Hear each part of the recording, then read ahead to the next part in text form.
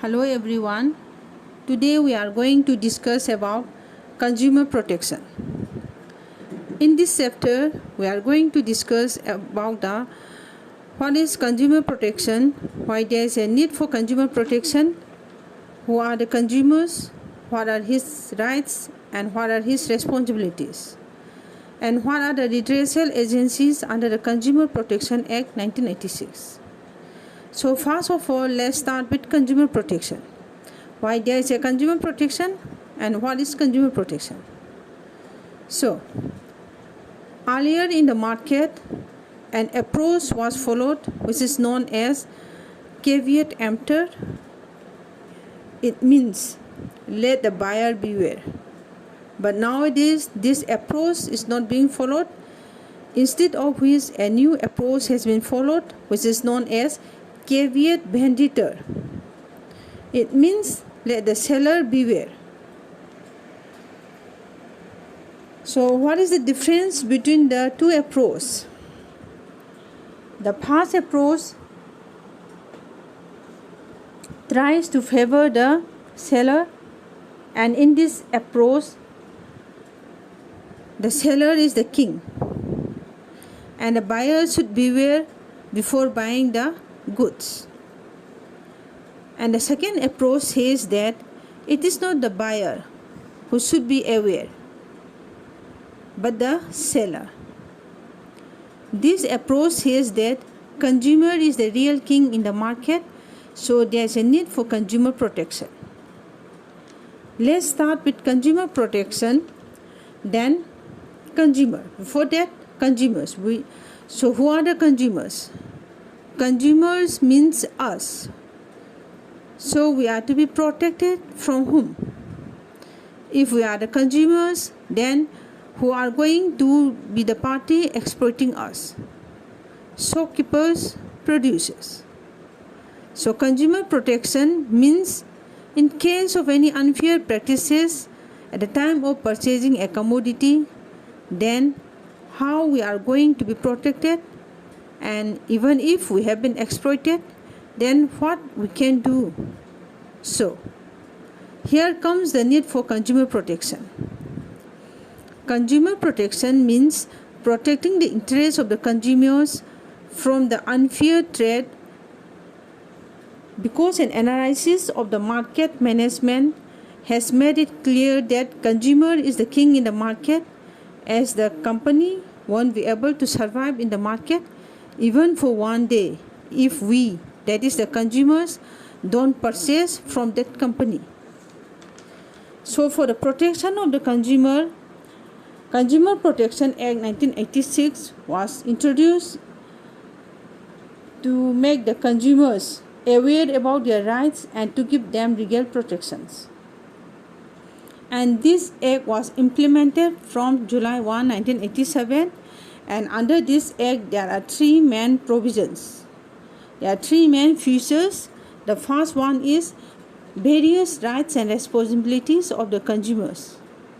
And then the second is safeguarding the interests of consumers against defective goods and unfair trade practices. And the third provision is the provision of the three-tier redressal agencies where consumers can file complaints. These are the District Forum, State Commission and National Commission. So next, let's come to the first provision. The first provision is the provision of the various rights and responsibility. So what is the first right? Let's discuss about the first right. The first right is right to safety. The first right is right to safety. So under the Consumer Protection Act 1986, consumer, according to this right, consumer have the right to be protected against the marketing of goods and services which are hazardous to life and property. Like say for example, whenever consumer purchase products like pressure cooker, gas cylinders and other electrical appliances which have manufacturing defect, This may cause loss of life, health and property of the customers. So this right to safety, it protects the consumers from sale of such hazardous goods. So that is the first right. Then let's come to the second right. The second right is right to be informed. So according to this, consumer has right to have complete information about the product before buying it. So consumer has the right, he have the right to know about the manufacturing date of the product, about the price of the product, about the quantity of the product and expiry date of the product. All the detailed information about the product, it should be informed to the consumer. So the producer must supply all the information to the consumer because of this right. Then the next right is right to choose. So according to this right, consumer has a right to choose any product out of the available product as per his own decision making and as per his own preference.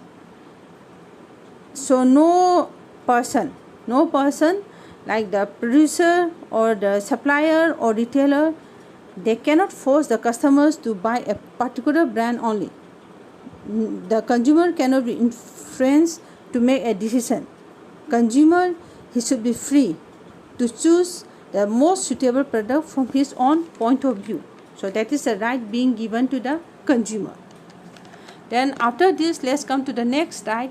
The next right is right to be heard. So according to this right, in case if a consumer has been exploited or has any complaint against the product or service, then he has the right to be heard and be assured that his interests would receive due consideration. And under this right, the companies must have complaint cells to attend the complaints of customers. Then next, let's come to the right to seek redressal. So what is this right? What is the right being given to the consumers under this right to seek redressal? So according to this right, the consumer has a right to get compensation or to seek redressal against unfair trade practices or any other exploitation. The right to redressal includes compensation. It may be in the form of say money or replacement of goods, or it may be the goods may be the defect in the goods may be repaired, or it may be repaired as per the satisfaction of the consumers. So various redressal forums are being set up by the government at the state as well as the national level because of this right being given to the consumer. Then let's come to the sixth right, that is the right to consumer education. So according to this right, every consumer has the right to acquire the knowledge and skills to be informed to the customers. So every consumer, he should be aware of his right and relief available to him in case if the product or service, if it falls short of his expectation.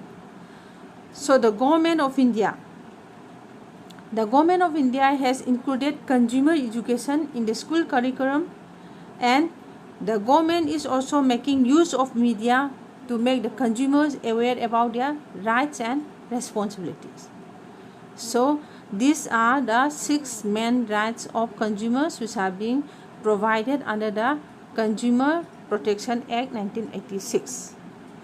Now the next point is, in spite of all the rights, 6 rights being given to the consumers' interests cannot be protected if they themselves doesn't come forward to safeguard his own interests. So the consumers must fulfill their own responsibilities so that the exploitation of the consumers can be stopped. Exploitation of consumers can be stopped only when they come forward to safeguard their own interests.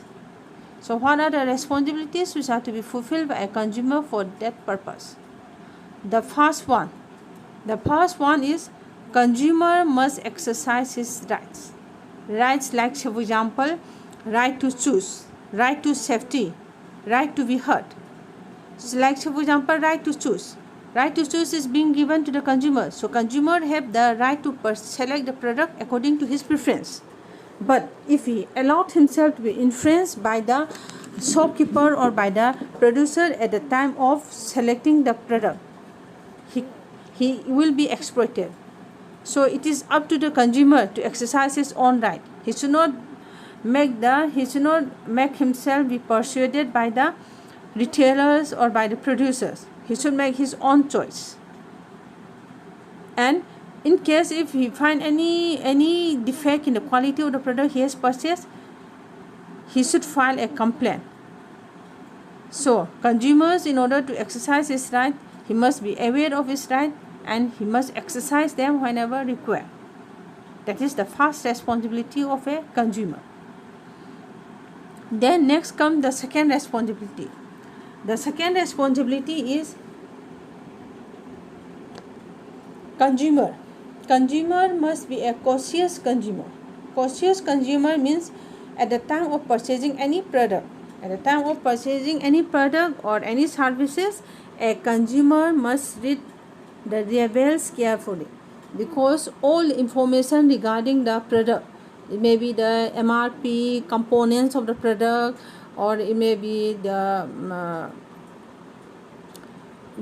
quality of the product, the utility of the product, all are given on the labels only. So the consumer must not blindly believe the words of the seller. Instead, he must insist on getting full information of the product by reading the labels. So consumer must be a cautious consumer.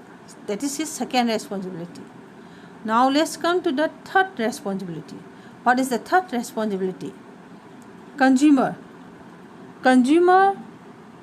must file a complaint in an appropriate forum in case of any shortcoming in product or service available. Most of the time, consumers, they simply ignore the laws they suffer on purchase of defective goods or services. But this attitude of not filing complaint encourages the corrupt businessmen to supply low standard or defective goods and services. So the consumer must file a complaint even for a small loss, because this awareness of consumers will make the sellers more conscious to supply quality products, and the producers will not try to exploit the consumers if the consumers are aware of it. Okay, now that is the third responsibility. Then the fourth responsibility is that the consumers, in order to file a complaint, the consumer always needs the evidence of purchase, and that evidence is to be provided by the case memo. Case memo is the evidence of purchase. So case memo is required in order to file a complaint and to get compensation. So at the time of purchasing any goods, the consumer must ask for case memo. A seller is bound to give a case memo even if buyer does not ask for it. So the consumer must always ask for case memo. Okay, now that is the fourth responsibility. Now let's come to the fifth responsibility. Now consumer must be very quality conscious. If he doesn't want to buy any defective products, he should be any hazardous products, he should be quality conscious.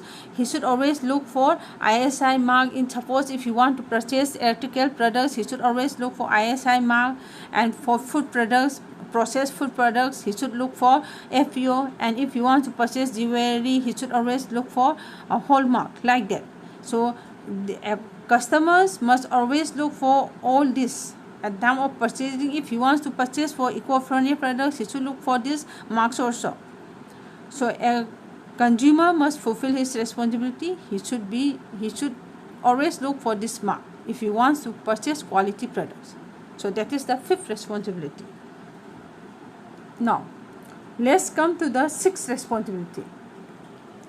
The sixth responsibility of the consumer is that the consumer should not be carried away by advertisement.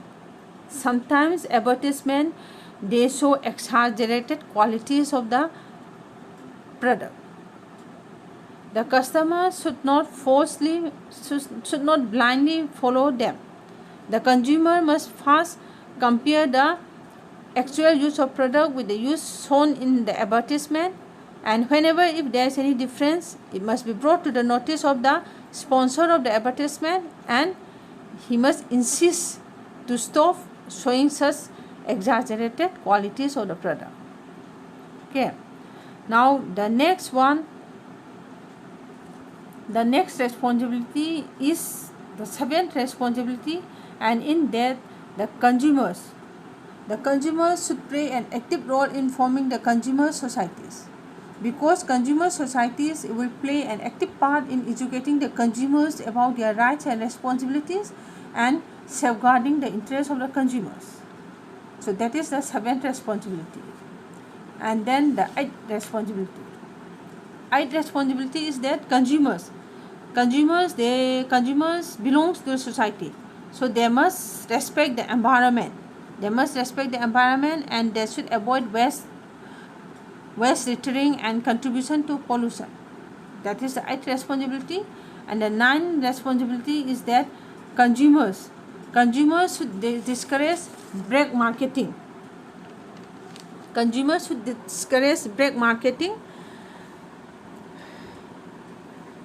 In that, they should purchase only legal goods and services. They should avoid purchasing goods from the black marketer. So in that way, black marketing will be discouraged. And the next responsibility, 10th responsibility, is that consumers, they should be aware of the various goods and services available in the market. If they are not aware of the various goods and services available in the market, then they will not be able to make a wise decision at the time of purchasing a product. So these are the responsibilities of a consumers. Okay. Now after this, let's come to the consumer. Let's come under the Consumer Protection Act 1986, who can be considered as a consumer. These two parties, they can be considered as a consumer. The first one is any person who buys any goods for a consideration. So this any person, it includes any user of such goods with approval of the buyer, but it does not include a person who purchases goods for resale or any commercial purpose. If the goods is being purchased with the motive of selling it off again, then that person cannot be called a consumer. Okay. Now the second one is any person who avails any services for a consideration. It includes any beneficiary of such services, but it does not include a person who avails such service for any commercial purpose. So these two parties are to be considered as a consumer under the Consumer Protection Act 1986. So these two parties, in case if they want to file a complaint, they can file a complaint under the appropriate consumer forum. Okay. So other than the consumer, any registered consumer association can also file a complaint. Then the third one is the central or state government can also file a complaint. Then the fourth one is one or more consumers, they can combine on behalf of numerous consumers having same interests. And the fifth one is legal representatives of a deceased customers. So these are the 5 parties who can file a complaint before the appropriate consumers under the Consumer Protection Act 1986. So now you are already aware about the parties who can file a complaint. Then against whom the complaint is to be filed. The complaint is to be filed against the seller, manufacturer, or it can be dealer of defective goods. And then the second one is it can be the provider of service if they are deficient in any manner. So against these two parties, the complaint can be filed. Okay. Then after filing the complaint, After filing the complaint, appropriate consumer forum. So what are the redressal agencies under the Consumer Protection Act 1986? Let's discuss this. There are three redressal agencies. The first one is District Forum, second is State Commission, third is National Commission. In this first one, District Forum. District Forum, it consists of a president and two other members, one of whom should be a woman. They are all to be appointed by the state government only. And the complaints of goods and services, and the complaints for goods or services which can be made under this forum, the value of the goods or services along with the compensation claim, it should not exceed rupees 20 lakhs. Again, and if the aggrieved party is not satisfied by the jurisdiction of the district forum, then they can file an appeal before the state commission within 30 days of the passing of the order. Okay. Then after this, the next redressal agency is State Commission. And this State Commission, it consists of a president and two other members. The president must be a retired or working judge of High Court, and all these members all are appointed by the state government concerned. Okay, and the complaints for the goods worth more than rupees 20 lakhs and less than rupees 1 crore can be filed in State Commission. Then, in case if the aggrieved party is not satisfied with the judgment, then they can file an appeal in National Commission within 30 days. Okay. Then the third redressal agency. The third redressal agency is National Commission. Okay. In this National Commission, the National Commission consists of a president and four members, one of whom should be a woman, and they all are being appointed by the central government. And a complaint can be made to the National Commission if the value of goods exceeds rupees 1 crore. Okay, and if the aggrieved party is not satisfied with the judgment of the National Commission, then they can file a complaint in Supreme Court within 30 days of the passing of the order.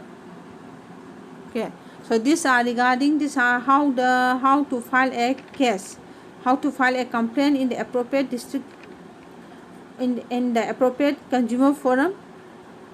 And then after this, let's discuss about the remedies, about the reliefs which are available to the consumers after filing the complaint. So the relief available, we are going to discuss 8 remedies. The first one is the producer on receiving the complaint can remove the defect in the goods or services. Okay, and then the second one is the defective product. The defective products can be replaced with a new one which is free from defect.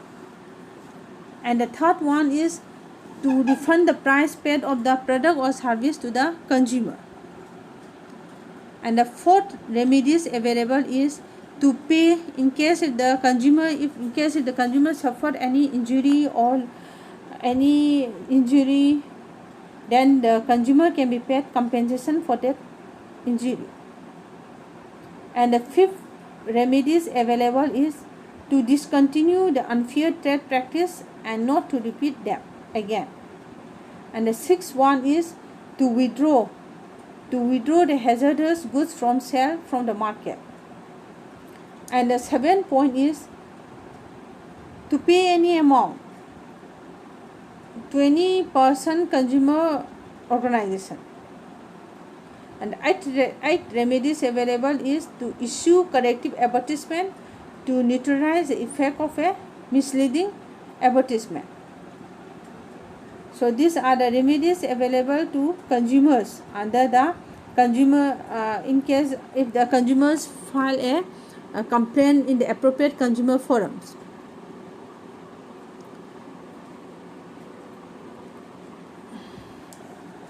So now we have already, after this discussion, we have already discussed about the Consumers Protection Act.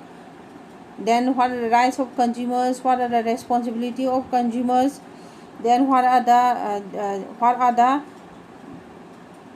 the remedies available to consumers, what are 3-tier machinery. So for today, that's all for today. Have a nice day. Stay safe.